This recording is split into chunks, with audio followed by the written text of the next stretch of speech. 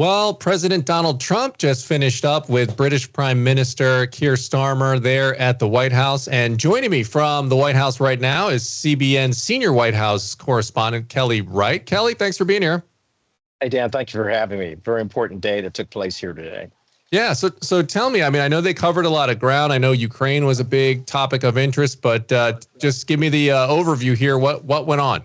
What stood out? Well, let's begin how the day began. As you know, whenever the president has dignitaries or heads of state coming from foreign countries, right out here behind me in front of the White House, there's often an honor guard standing in, a military honor guard, to welcome the heads of state, the dignitaries. So then the president of the United States, Donald Trump, will welcome them in. That's exactly what took place this morning. They went right there in front of the Oval Office, and here I can turn it around and show you.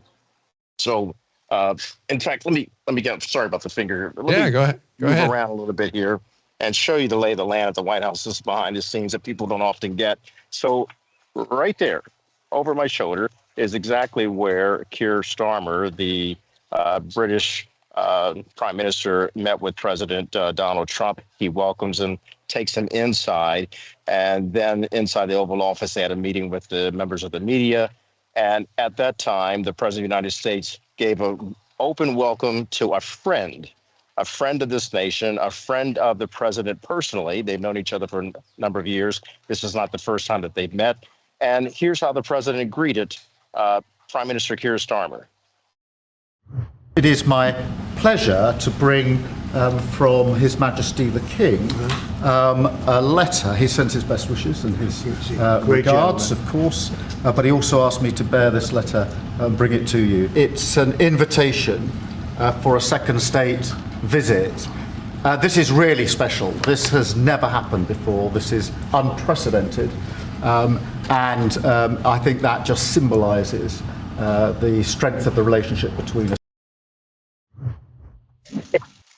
And actually, as the Prime Minister mentioned, it's unprecedented. This hasn't been done before. This is the only one of the few times that the President of the United States has received an invitation like this.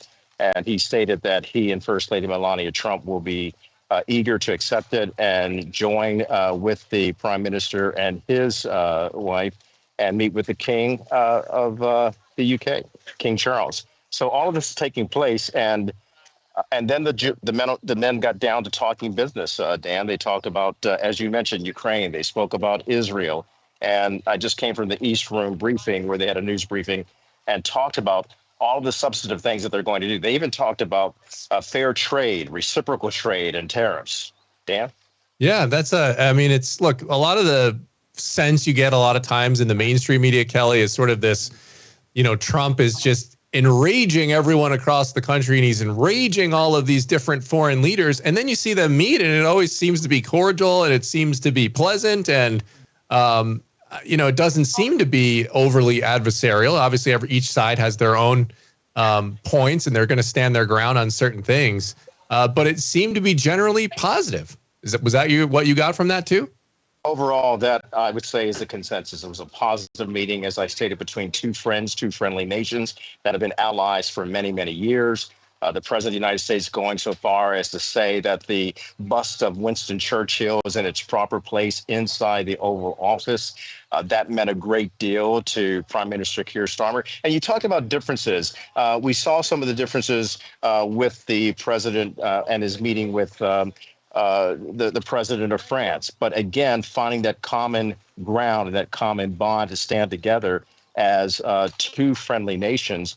Of course, France being a friend of the United States for since the United States began during 1776 and beyond. Here's another thing that I would point out. There are some differences between the two men when it comes to Israel. Prime Minister Keir Starmer believes in a two-state solution. And as we all know now, President Donald Trump does not believe in a two-state solution. He believes that Hamas, one, must be vanquished. Keir Starmer agrees with that. But also, Keir Starmer believes that the Palestinians have to be allowed to rebuild. The president stating that he wants to rebuild by having the U.S. take over Gaza, as you know. He made that out-of-the-box comment when he spoke in the East Room with Bibi Netanyahu just about 3 weeks ago. Again, the two men agreeing to disagree on how to solve that particular problem, but also agreeing that something has to be done in terms of moving forward with the return of all Israeli hostages, as well as making sure that peace in the Middle East is won by making sure that Hamas can never rear its ugly head again to be in control of the Palestinian people and the plight of the Palestinian people and the future of the Palestinian people. And Dan, he talked about a number of other things, including Ukraine. Yeah, I was just going to ask you about Ukraine, because tomorrow it looks like Zelensky's going to be potentially at the White House there. And maybe even they might sign this mineral deal that Trump has been talking about. He's saying that there's progress on that, in which the United States would get sort of, in on this deal so that we'd be able to be reimbursed for all of the funding that we gave Ukraine to help them defend themselves.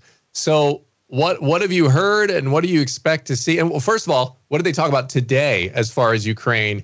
And then let's talk about what we can look forward to tomorrow.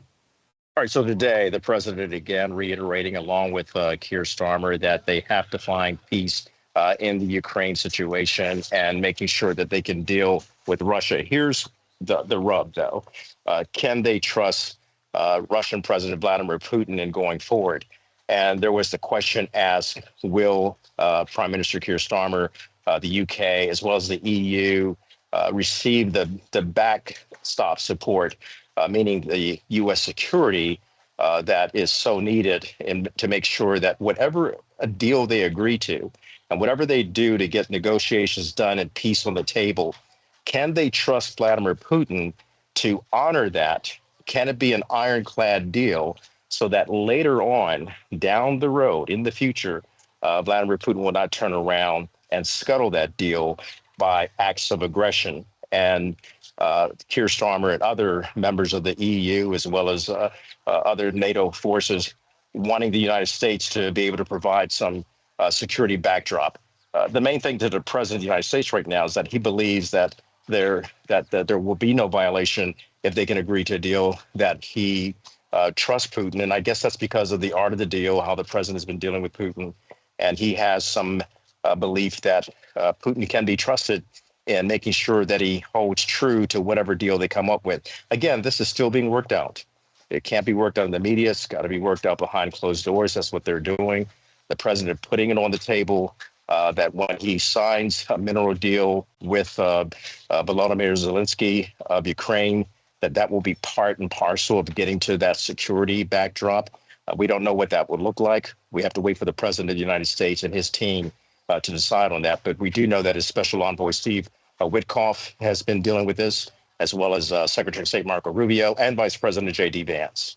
Yeah, and we know one of the big sticking points here, Kelly, on Ukraine, of course, is NATO and, Ukraine getting in it or not. And so I think we have a clip here of the president talking about that very issue here earlier, just moments ago. Well, I could be very nice and say, oh, well, we'll work to it. Look, it's not going to happen. It's just not going to happen. That's what started this whole thing. Biden said that, and all of a sudden the guns started. That was one of the primary reasons this started. And this was long before President Putin. They never said it was an impossibility. So we can say, oh, gee, well, we'll try. But that's something that's just not going to happen. And then the other question I ask is about the land. Will you get your land back? Well, they've fought long and hard on the land, and you and I will be discussing that. And we're going to certainly try and get as much as we can back. But on the NATO, it's just not, that's not going to happen. Kelly, your reaction to that from earlier today? You were there for all of that? Well, the president is consistent. He has not deviated from what he has stated about this entire deal. He believes that this is a war that would have never happened had he remained in office.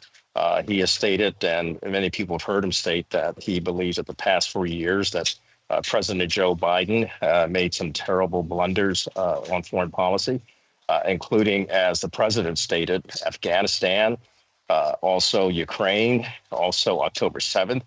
The president reiterating his strong stance that he believes that October 7th and Ukraine and Russia's aggression towards Ukraine would have never happened had he been in office, and that he had been working on projects to implement and assure peace between Ukraine and Russia long before he left office, but he never got to see that completed because of COVID and other things that stepped in the way. That being said, his critics are stating, hold on, slow down a little bit. Let's make sure we get Putin to agree and make sure that we look at Putin and trust but verify. So that's what he's getting from the critics. But as we know, the president believes in the art of the deal, and he's been a deal maker for as long as that we've known him in business and now as president of the United States. And he's moving with lightning speed. And I should also point out that Prime Minister Starmer actually commends the president for getting people to sit down at the table and talk. Call it shuttle diplomacy, but Prime Minister Starmer, who is not a politico, they have different political ideologies. Starmer is liberal. President Trump, as you know, is conservative. Yet these two men get along with a lot of common good and common hope and common ground. And Starmer applauding the president for getting Putin to talk as well as Zelensky to talk. And he's looking forward to this deal being signed, the minerals deal, because he believes that will lead and pave the way to further negotiations and brokering a peace deal between these two nations. And both men are sad and just horrified by the carnage of human life that's been wasted in the war between Russia and Ukraine. They want to see an end to that. Yeah, no, I mean, President Trump does seem very motivated by that fact that he wants this fighting to stop. And, you know, you mentioned, Kelly, that he's moving, and they talk about how he's moving sort of at warp speed here in the first several weeks of his second term, not consecutive, obviously, but his second term. Kelly, you've been covering a lot of presidents over the years, and you've been around Washington, you've been around all of this news. Just talk to me a little bit here before we go on just the whole atmosphere this time around and compare it to what you've seen in the past. Obviously, the last administration was almost like the 180-degree opposite. We all know now it was sort of almost by design to sort of minimize Biden's age and the things he's dealing with there. And so like he wouldn't do these press conferences for weeks and weeks and weeks at a time. And now it's just like, it just seems like it's coming fast and furious, even more so than say an Obama administration or even Trump in his first term. So how do you describe everything that's going on here in the first couple of weeks? Dan, that's a great question. And through my years of experience going all the way back to, I'm giving my age, but even covering Ronald Reagan, who served as president, and even before that, of course, Jimmy Carter and so many different presidents. Look, the last time we had a balanced budget was with President Bill Clinton. He's the only one who's been able to do that. He left us with a surplus. This is a president that wants to try to get a balanced budget done. So far, he has a big bill being introduced with the House and the Senate. He's moving at breakneck speed because he realizes that he has a limited amount of time. He also realizes that that limited amount of time is due to the fact that we are $36 trillion in debt. Yeah. And the interest that we pay on that debt is some $3 billion. So he has Doge, he has other things that are trying to effectively get rid of the dysfunction of the way our government functions. And I've never seen someone move with the rapid pace that he's been keeping. He's a workaholic. His staff is a workaholic. They are working. The members of the media are working to keep up with him, to keep pace with him. His team, his cabinet members are all working to the same degree. And yet, the critics can say what they need to say. The Democrats are very concerned about the layoffs or the loss of jobs for so many federal workers. And let's not forget that, because there is some heartbreak there for a lot of people who are dedicated civil servants. The president, however, realizing that something needs to be done. If you go back to the Clinton era, he let go of nearly 400,000 federal workers in order to bring down the debt and to try to balance the budget. This president is taking the same approach, bringing in Elon Musk and Doge and trying to get that done. Elon Musk has garnered his own fair share of criticism because they're moving so fast, Dan, and that there are times they're saying, well, wait, maybe we should have let that particular group of people go. And I think look, it's only been 5 weeks that this president has been serving. So some things are going to be misfired. I'm not giving any excuses for the president. Certainly he can defend himself.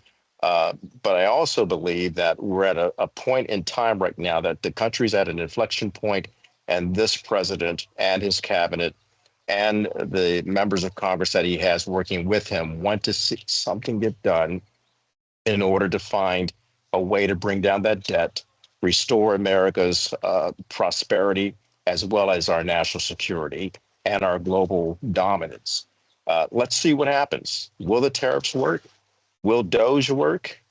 Will the president's vision for America work? Well, 77 million people voted for him. Let's see if they were right.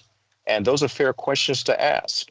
And this president says that America needs to come back to having faith in God and restoring religion. I want to get back to that point. So the president is stating that.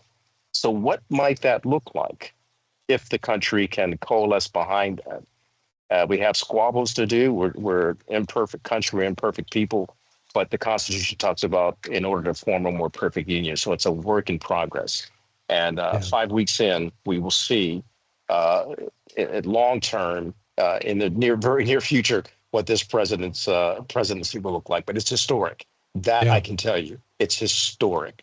Well, and you mentioned all the debt, and you talked about that, and I think that while there will be debates, just because of the divisiveness in the country between Republicans and Democrats, and just in general disagreement on how to do and trim back, but there is, according to the polls and a lot of surveys, widespread support that this is unsustainable. You cannot have a $36 trillion debt that keeps ballooning by 10 or 20% every year and expect to survive that as a nation. So there is widespread support for among Americans to go ahead and cut this thing down. We're going to have debates on how to do that. You're right. You're 100% right. How do we do that? And do we are we able to do it in a way that shows compassion? Do we do it in a way? Well, it's all debatable at this point right now. But but he was voted in to do that. And you know what? I got to tell you, as a reporter, it is fascinating to be reporting on all of the sweeping changes that this president is implementing through executive action. Well, now it's getting to the brass tacks of now trying to do it with Congress, and that will be interesting to watch how they maneuver legislation in order to bolster his agenda, and it gets into governing. So it's going to be fascinating to watch all of this take place. But I would tell people, as I told you and Gordon on election night, November 5th, strap on your seatbelts. It's going to be a ride. Yeah, especially for these first 2 years, because you never know what's going to happen at the midterm. So from in his eyes and the people in the Trump administration, they're probably thinking this is it. This is our window, like, to make sure if we're going to get things through. Now is the time to do it. So you're seeing them move at breakneck speed. And so Democrats are flat-footed. Democrats are trying to find their voice and find their narrative. And they have not found it yet. You can say constitutional crisis, you can yell, and you can say all kinds of things, but they have to find a way to I think, as I stated before, Dan, we have to find a way to work this out in a bipartisan fashion. It would be great to see all Americans come together to overcome our differences and really find out how we can get behind our government get behind us, because the greatness of our nation actually starts at home. Amen. All right. CBN senior White House correspondent Kelly Wright, there at the White House, was there for the conference today, the meeting between President Trump and the UK Prime Minister Starmer. So, Kelly, thanks so much for the report. Appreciate it. And we'll continue to look forward to all your reports there from the White House. Thank you. Tomorrow's a big day. Volodymyr Zelensky and the President of the United States. We'll be looking for it. Thanks. All right.